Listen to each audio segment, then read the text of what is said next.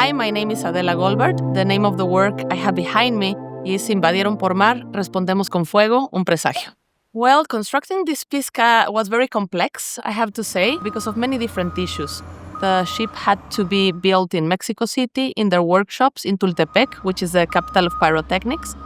And then we had to ship it all the way to Boston. I've been living in New England for a long time, so I've always wanted to do something in the context of this place. So in the case of Boston specifically, as we know, since this is kind of the birth town of American culture and also of colonial history in this part of the continent, so I thought, we needed an effigy of something that in a way signified that history of colonialism, but also that history of resistance. So thinking about, Massachusetts and Boston specifically as this historical site, I thought that a ship, right, a colonial ship, would be a proper effigy for this place.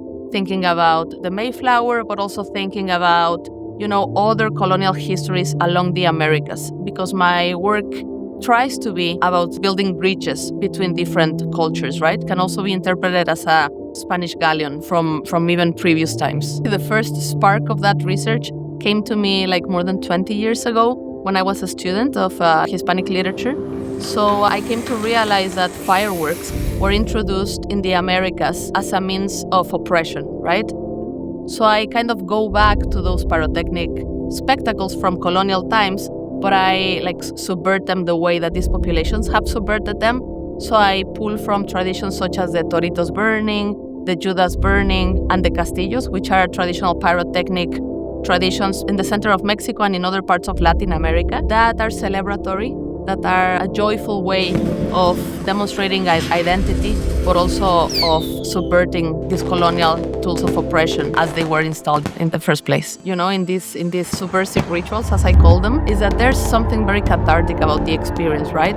Because fire is not only destruction, fire is also transformation, and fire is also kind of the rebirth of something, right?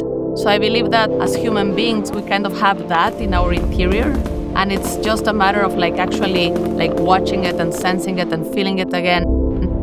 So for me, when I thought about exchange, which is the theme of the Triennial, I was thinking of this idea I have about bridging between cultures and specifically bridging between craft and materiality.